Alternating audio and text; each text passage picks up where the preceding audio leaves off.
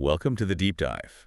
You've shared some fascinating stuff with us, and our mission today is pretty simple. We want to cut through all the noise, pull out the really interesting bits, the useful insights. Sort of a fast track. Exactly. A fast track to getting a handle on something complex without, well, drowning in data. And today we're tackling something I think a lot of listeners will be into. A look ahead at a Premier League match. You sent over this report, The Gambler's Ruin Project. It's powered by SmartBet AI technology. Sounds pretty advanced. It does, right. So whether you're a big football fan or maybe just curious about AI in sports, we're zoning in. Chelsea versus Everton. Okay. April 26, 2025, Stamford Bridge.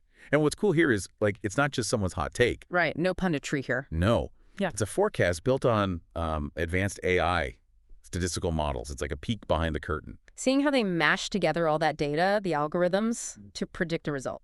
Yeah. So today we're really putting SmartBet AI under the microscope, diving deep into its predictions for Chelsea-Everton, see what these models really tell us. It definitely offers a different angle than, your usual match preview. This report uses a mix of things. Statistical models, like number crunching, and then machine learning as well. Okay, let's get the ball rolling then. The basics, match details. Right. So Saturday, April 26th, 2025, kickoff is 7:30 a.m. Bit early for some.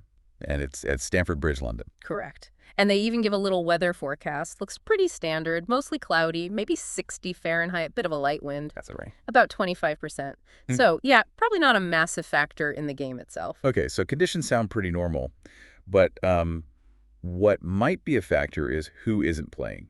The injury report. Yes, that could definitely sway things. And Chelsea's list is, well, it's quite long. Let's hear it. Okay, Malo Gusto, out. No return date listed, just says other. Mark Yu has a thigh problem, maybe back around May 4th. Wesley Fofana, another thigh injury, but he looks like he's out longer term, maybe July 7th. Right. Then Omari Kellyman, thigh again, aiming for June 1st. And then two, with no return dates, Mikhailo Mudryk, listed as doping. Right. And David Datro Fofana, knee injury. So, yeah, that's a fair few players missing. Hits their defense, attack. That's a significant list. Yeah. What about Everton? Are they looking any healthier? A bit, but still some key absences. James Tarkowski, he's out. Other reason, no return date. And their main striker, D. Calvert-Lewin, thigh injury, might be back just after this match, around May 3rd. Okay, so fewer names, but Tarkowski and Calvert-Lewin are pretty crucial for them, aren't they? Definitely. So you can see straight away, these absences, they change things. Team selection, tactics maybe. And this is exactly the kind of data that the SmartBet AI chews on, presumably. Precisely. It has to factor all this in. Which leads us to, well, how it does it, the methodology. Yeah, tell us about that. It's more than just looking at the league table, I imagine. Oh, much more. The report mentions a combination. They use statistical models, specifically something called Poisson regression, mainly for predicting the number of goals. Okay. Poisson for goals. And then they use machine learning tools, things like random forest, XGBoost, and even an MLP neural network. These look at the bigger picture. Win, draw, or lose. So it's like getting opinions from different kinds of analysts. One focuses on goals, others on the final result. That's a good way to put it. Different angles, different algorithms trying to predict the outcome. Got it. Now, the report also brought up ELO ratings. I've heard of that in chess. But how does it work for football? It's pretty similar in concept, actually. Think of it as a live power ranking for each team. Live. Yeah, dynamic. It changes after every single match. Win, your rating goes up. Lose, it goes down. Okay. And how much it changes depends on who you played. Beating a really strong team gives you a bigger ELO boost than beating a weaker one. Right, so it reflects current form and strength based on who you've beaten or lost to. Makes sense. So what are the ELOs for Chelsea and Everton right now? According to this report, Chelsea's ELO is 190.9345. Okay. And Everton's is 111.1209. So Chelsea's is higher, suggesting they're, well, historically the stronger team going into this. Yeah, based on the ELO system, they have a slight edge. Not massive, but it's there. Okay, interesting baseline. Now let's get into the predictions themselves. You mentioned Poisson regression for goals. What did that model spit out? Right, the Poisson model predicts Chelsea scoring, on average, 1.26 goals. 7.26, okay. And Everton, 1.02 goals. So, again, quite close, but a slight edge to Chelsea in expected goals. Exactly. It's looking at past scoring patterns in similar situations, basically. But then there's this other term, Poisson bootstrap prediction.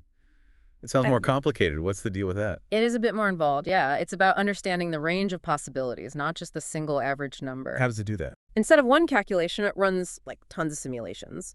This report says 1,000 based on that Poisson probability. It gives you an average, sure, but also a confidence interval. Confidence interval, like the likely spread. Exactly. It tells you the range where the actual number of goals is most likely to fall, say 95% of the time.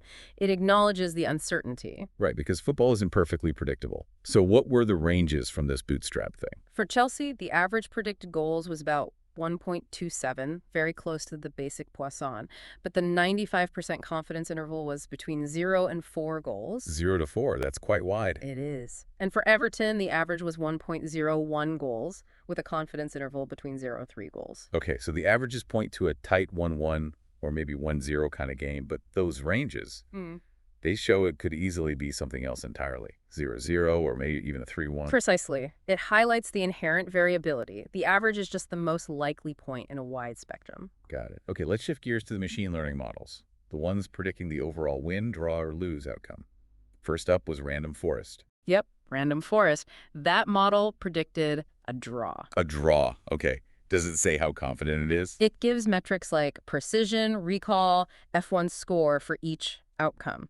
For the draw prediction, precision was 0.62, recall 0.56. The overall accuracy for the random forest model was reported as 0.62. 62% accuracy. So reasonably decent, leaning towards a draw. What about the next one? XGBoost. XGBoost came up with a different prediction. It predicted a home win for Chelsea. A home win. Okay. Accuracy. Slightly lower on this one, overall accuracy of 0.58. Interesting. So one for draw, one for home win, and the third one, the MLP neural network. That one also predicted a home win for Chelsea. Another home win. And its accuracy. That had the lowest accuracy of the three, actually, just 0.51. Basically a coin flip territory almost. So we've got one predicting a draw, two predicting a Chelsea win, but with varying and not super high confidence levels. A bit of a mixed bag from the individual models. It really is. Which is probably why they also included the Monte Carlo simulation. Right. The Monte Carlo. What does that involve? Sounds like something out of Vegas. No, sort of. It involves running a huge number of simulated matches. Not just 1,000 like the bootstrap, but 10,000 simulations in this case. 10,000 simulated games. Wow. Based on what? Based on the probabilities and outputs from the underlying models we just discussed. It's like playing the match over and over in a computer 10,000 times to see what happens most often. It kind of aggregates all the other analysis. Okay, so it tries to find the most statistically likely outcome after thousands of virtual attempts. And the result? The result of the 10,000 simulations was home team 1 goal, away team 1 goal. Prediction, draw. Ah. So despite two models pointing to a home win, the massive simulation leans back towards a draw. Exactly. It's fascinating, isn't it? It suggests that when you really average out all the possibilities across thousands of runs, the draw emerges as the most frequent or perhaps most robust prediction. That is interesting. It really shows the complexity. You can't just take one model's word for it. Definitely not. It implies that while a Chelsea win is certainly possible, maybe even slightly favored by some algorithms, the overall probability distribution points towards the points being shared. Okay, so let's just quickly recap. The goal predictions suggested a close game, maybe 1-1 or 1-0, but with wide uncertainty bands. Yep. Random forest model said draw. XGBoost in the neural network said Chelsea win, though with lower confidence on the latter. Correct. And then the big Monte Carlo simulation running it 10,000 times lands on a 1-1 draw.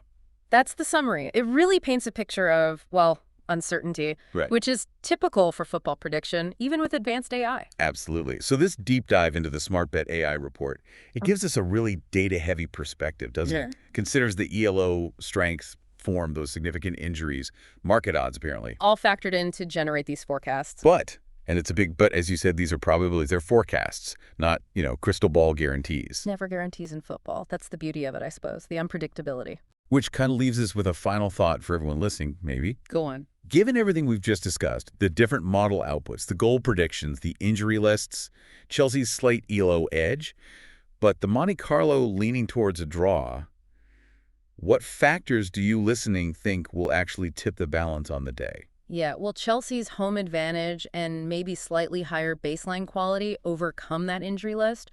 Or can Everton, even missing Calvert-Lewin up front, find a way to get a result? Exactly. The goal here wasn't just to give you an answer from the AI. It was more to unpack how it gets there, what goes into it. Can give you more context, more data points to think about when you watch the actual match. Precisely, food for thought. Yeah. So when you tune in on April 26th, you'll have this whole layer of AI analysis in the back of your mind. Thanks for taking this deep dive with us.